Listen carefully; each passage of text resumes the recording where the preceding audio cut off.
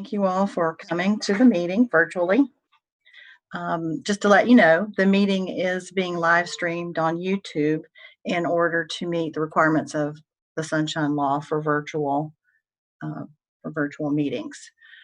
Miss Enid just texted and said that she is on the phone and video, although I don't see her, Jessica.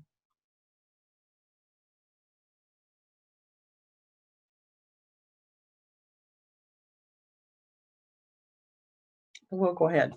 Okay, so and Mr. Jennings, Tom Jennings is supposed to join us as well, and he has agreed to serve a second 3-year term pending school board approval on September the 8th. So we're glad to have him continue on the committee, as we all are thankful for all of you. At this time, I'm going to turn it over to the finance team and let them update you on financial reporting and investments. Hi, Darlene, I see you now. Good morning. How are you all? Just to give you a brief update, we've been working with our auditors. We're getting ready to start work on the CAFR. We're finishing up, closing out the year and completing the AFR. We have the budget ready for next year, which goes to the board on September 8th. A few highlights from that are our final ending fund balance for 1920 was $81.1 million, which is a 6.4% fund balance. That a lot of that increase is attributed to vacant positions, expenses. We had some increased expenses due to COVID. We also had some savings due to that. Next year, for fiscal year 2021, our total budget is $1.9 billion.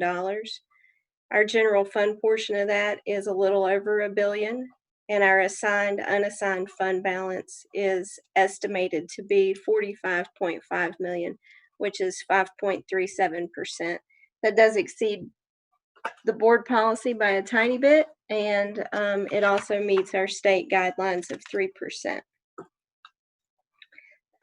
Next thing I'd like to go over with y'all is our portfolio summary for our investment reports. I'm going to share my screen.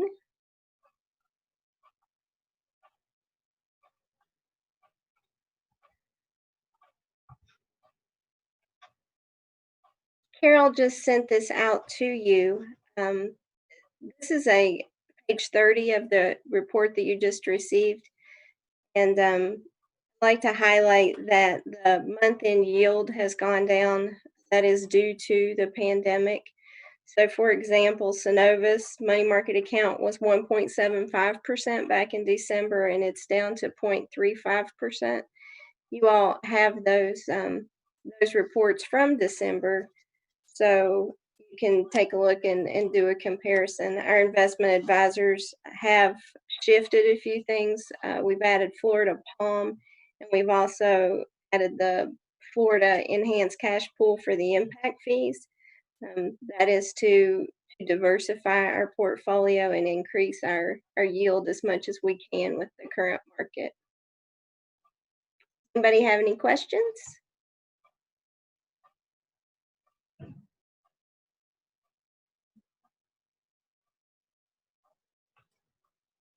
Okay, well, we will, I'll hand it over to Lisa next, and she can talk to you a little bit about the AFR and our auditors. Thank you. So yes, we are in the last 2 weeks of doing the AFR. It has been a extreme struggle and very time consuming this year due to the fact that we've had a lot of staff changes. We basically have one other accountant with me who's done the AFR before. The other two are brand new to the process. So again, it's been, we are also down a position, but due to the fact we're trying to get the AFR out by September 11th, we really haven't had a chance to interview or hire for that one. So, but it is coming along very well. I'm very happy with the staff and what we've accomplished thus far. I feel very confident that even if we work 24 hours a day, we're going to get it done by September 11th. I mean, that's the goal, and it's going to happen. So I have worked, Lance and Andrew are here with Clifton Larson Allen. They've been very patient with me. We have gotten them some information and continue to communicate with them daily to get them what they need in order to move forward with the audit. We're very hopeful that we can finish the CAFR by the end of November, hopefully before the Thanksgiving break, to make Thanksgiving and Christmas a little nicer without that over our head. So we'll see how that goes. And I don't know if Lance and Andrew, if y'all want to introduce yourself at this time to the committee. Sure. Thank you, Lisa. Appreciate that introduction, and appreciate the opportunity just to, one, introduce ourselves, and two, just kind of chat with you guys just for a brief moment. Again, my name is Lance Schmidt, and I'll be serving as the engagement principal for your audit this year. And then I'm joined today also by Andrew Osborne, who's one of the managers. We've got a couple directors and Andy as a manager that's going to help us make sure that we get across the finish line in a timely manner and also deliver a high quality audit. One of the things I just wanted to just briefly do, besides just kind of introduce ourselves, is let everyone know that, you know, as part of professional standards, we are required to have at least the opportunity for two-way dialogue between governance and the external audit team. And so we'll be reaching out to at least the chair of this committee to have some discussions regarding the audit, just in terms of input. Again, we want all the input that you guys have so that we can craft our audit to address the risks that you guys are aware of. But then secondly, also want to just open it up that if any of these, anyone on this committee would like to have a discussion regarding anything related to the external audit, whether it be concerns or questions just in general, we want to, you know, at least open up that opportunity for this committee that we are available for questions if you have any. And certainly if anything comes up that needs to be brought to your attention before the end of the audit, we'll do that as well. So again, it is a pleasure to be working with the Polk County School Board, and our team is based here in Polk County, and so we're glad to be working with you guys. So thank you, Lisa.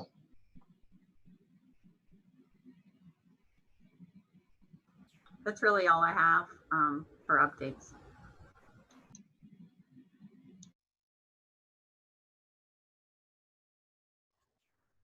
Is finance done then? Andrew, did you want to say anything? Introduce yourself. Sure, yeah, I'm Andy, like Lance said, serving as manager on the external audit. So it's cool to see some names, the faces, see some familiar faces as well. So anyway, just definitely appreciate the opportunity and look forward to working with the school district.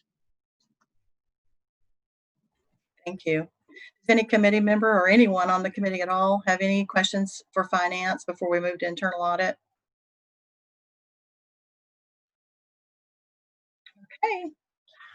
So speaking of staff changes, our internal auditor position is vacant again. The employee was out on a 5-month leave of absence and then resigned. So we are faced with having to fill that position again. So we'll be working on that. So at this point, Cece and I are it. Some of the things that we have done this past quarter, we completed some investigations. Lake Gibson High School Athletic Booster Club was one, where the principal requested an audit of the booster records after his staff discovered some discrepancies.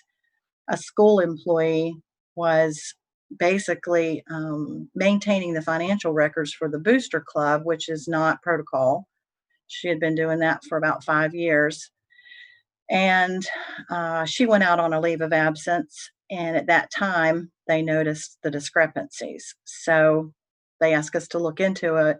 So we audited the records for just the past fiscal year and identified a potential shortage of about $42,000.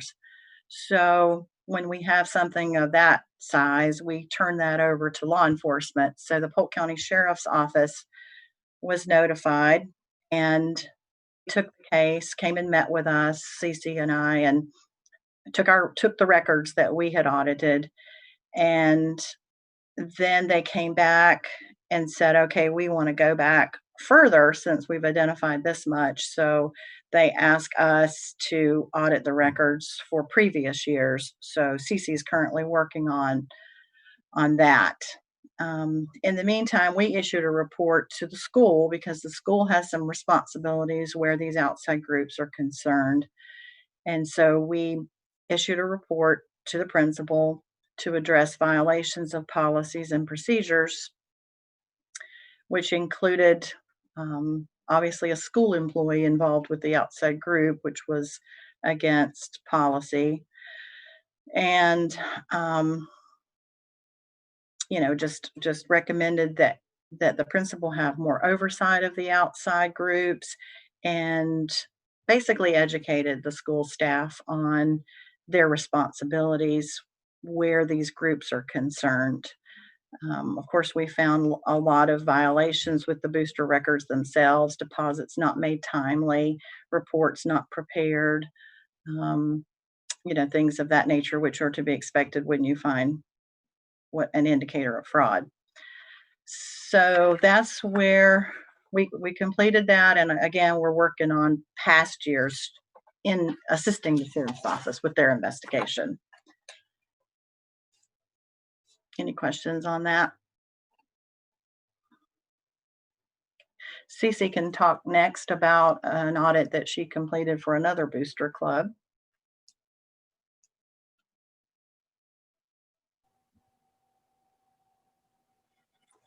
Okay, this investigation was on Auburndale High's FFA Alumni Booster Club. We received a complaint that the treasurer was not depositing all the funds that they received. During our audit, the treasurer resigned and has remained cooperative. She calls me all the time to see how it's going. She provided all the documentation that we requested, and she offered to repay any shortages that we may find during the audit.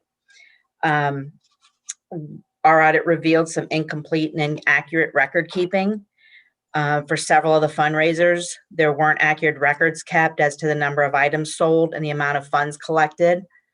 Our audit revealed total fund shortages of $470.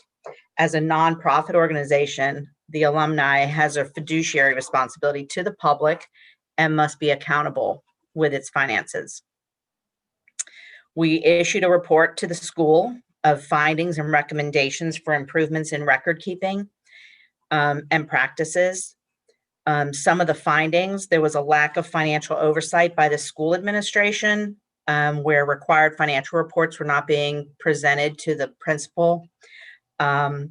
School administration was not attending any of their meetings, which we recommend they at least attend some so that they know what's going on with these different organizations. Funds collected by a school employee during normal work hours were turned over to the alumni treasurer for deposit in the outside bank account, which is a violation of policy. Any funds collected by a school employee during the school day must be deposited into an internal accounts fund. The audit, like I said, identified a shortage of $470 from different fundraisers and change funds that weren't redeposited. Receipts were missing for some expenditures. Checks were being made out to cash, and there was a cash withdrawal, which we recommend they make checks out to, instead of cash, to the individual that's cashing the actual check. Expenditures did not have 2 signatures, which we require on all outside bank accounts. Filing requirements with the IRS in the state of Florida had not been met. Last year's tax return had not been filed, which puts them in, which could lead to them losing their tax exempt status. The annual financial report that they file each year with us was inaccurate and incomplete. They have 3 bank accounts. It only included 1 bank account on it. Membership dues were collected, which is a violation of the National FFA organization.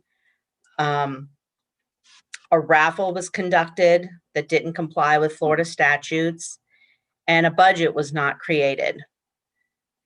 In addition to issuing the report to the principal, we provided a checklist for the outside organizations. We have, to this date, received the responses from the principal. So we will be issuing this report, this final report. Thank you. So as you can see, there's a big difference between sometimes we find, more than we do others. It doesn't mean obviously that that's all it is, but according to the records, that's all we can prove. And one of this size, less than $500, law enforcement wouldn't be interested in that. So, basically we just document our findings, and then the school, hopefully with a findings in writing and our recommendations and them having to provide a written response, maybe they understand their oversight responsibility a bit more. And like Cece said, the treasurer has offered to repay this $470, so that remains to be seen, but she may, and indeed, repay that. So then the organization would be made whole theoretically from what we could find. We continued payroll audits, and pretty much those were typical findings, except with a couple of schools we found some unrecorded absences and employee overpayments. Those aren't as typical. Typically we find things like, time record deficiencies or leave form deficiencies or payroll approval not occurring by the principal. So when we identify unrecorded absences or overpayments, we make sure that those corrections are made so that those overpayments are adjusted and the unrecorded absences are recorded. And then we oversaw the inventory process of consumable goods for the 1920 fiscal year. The total inventory was $8,199,000 and consisted of various areas: maintenance shops, food at the warehouse, school supplies at the warehouse, electronic equipment repair services, maintenance at the warehouse, transportation supplies, and custodial supplies. We, according to the Auditor General, we oversee that the team members conducting the inventory are independent of the process. And then we analyze the adjustments that are made to adjust the books to the actual count. And if there is an adjustment that is deemed more than average or reasonable, then we ask management to respond in writing as to the reasons. This year was one of the better years, which was a little surprising because of the pandemic, but we had only one area that had an overall adjustment in excess of 0.5%. That was our custodial services, which is an anomaly for them because they generally do not have a variance over a reasonable percentage. But they did have to adjust their books by 1.92% to the count. And their response was that they identified a lot of incorrect units that were issued, box versus each, for example. And they have some new staff members that just weren't as familiar with the inventory process. So they're going to provide additional training as well as conduct some monthly spot checks during the year so that hopefully that doesn't reoccur in the future. And then also during our analysis of all the inventory, in the food inventory, we came across an adjustment that had been made for defective food product, and the records indicated that there should have been a refund check of about $2,000. And when we followed up on that, it had not been received. It just kind of fell through the cracks. So once we brought it back to management's attention, they contacted the vendor and received that refund check. So that is all I have for an internal audit update at this point. Do we have any questions or comments from the committee? Yes, Mr. Hahn. Not about the internal audit, that all well done there, but the annual audit, when will we be reviewing that? December or January? Has that been determined yet?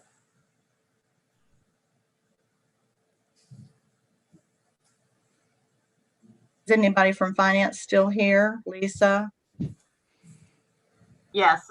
Are you referring to the AFR or the CAFR? Quite frankly, I can never remember those acronyms, but just So the the annual AFR report of the financial statements and the audit on them. So Usually that the prior accounting firm came in and did a very formal presentation. And it seemed to me it was December or January. And I'm just wondering if that's going to continue and roughly when it'll be. So it should be, the CAFR is actually due 6 months after the AFR. The AFR is the one that's reported to the Department of Education that's due September 11th. From there, once we complete that, then we complete the CAFR. The CAFR is what's audited this year by Clifton Larson Allen. And again, that was our goal is around Thanksgiving time. Whether we will make that goal, I'm not sure, but definitely by the end of December, that will be done. Okay, thank you. Mm-hmm.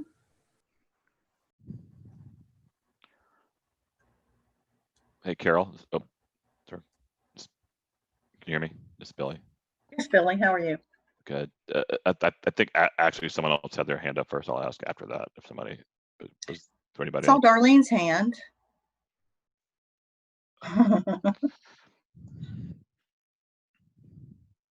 Darlene, can you unmute? Do you have a comment or question? I see your mouth moving, but I don't hear you.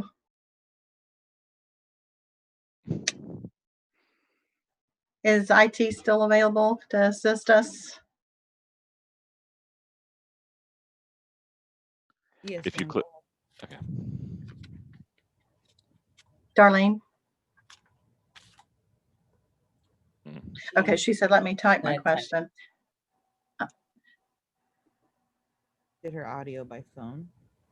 It's not connected to her computer.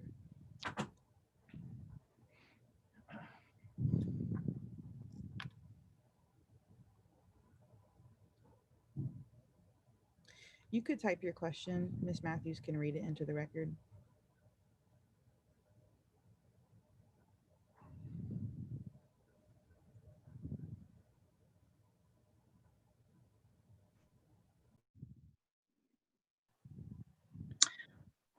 Darlene, maybe if you let's- want to type your question, I'll read it. And there it is. Darlene says, I'm wondering about the inventory issues with all of the new tablets that have been provided for online education. Good question. Very good question. I think the jury's probably still out on that. I know that recently there was a problem with one, and so the parents had to they lost it or something. Yeah. They had lost it, and so they were required to repay. They're brand new, so they had to repay the price of the tablet. Lisa's over property accounting now, so she may can add to that. So yeah, I haven't seen a whole lot of it, but I have seen where different items that have been broken or missing the parents have had to repay those, and they make the payment at the school and get it through the finance department.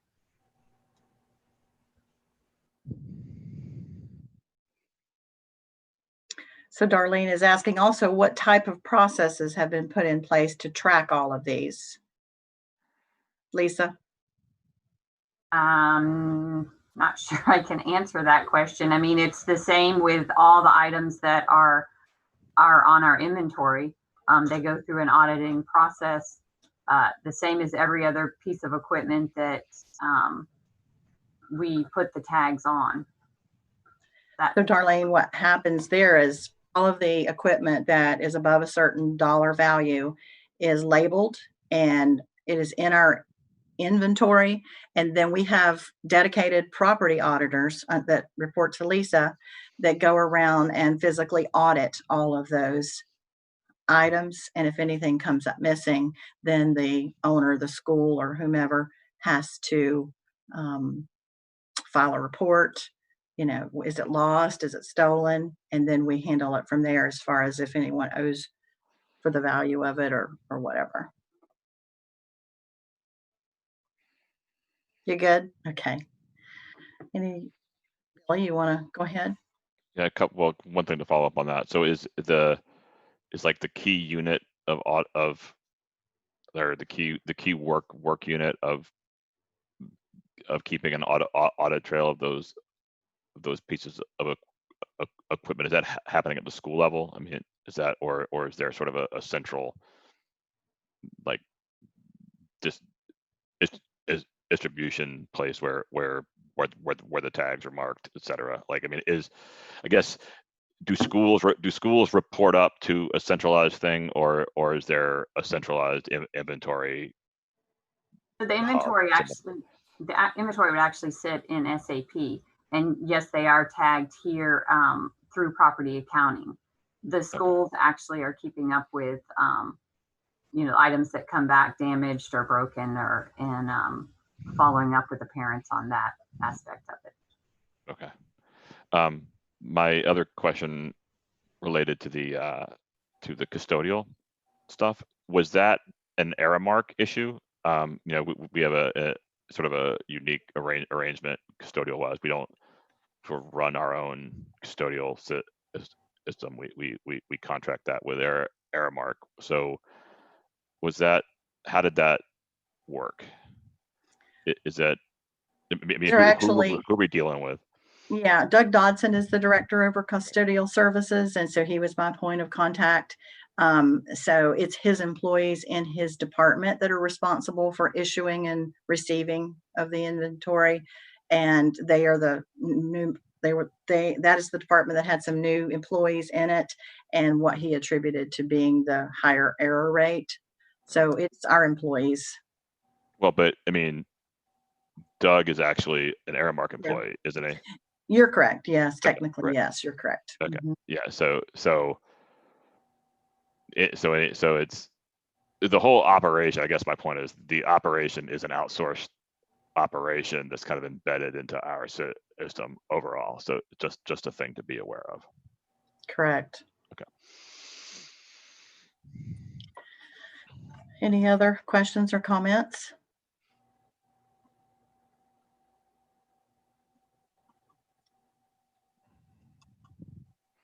Okay. Well, that is our pretty much what we have, unless there's anything else anybody else has. We're always available if you think of anything or whatever. So we can go ahead and set our next meeting for.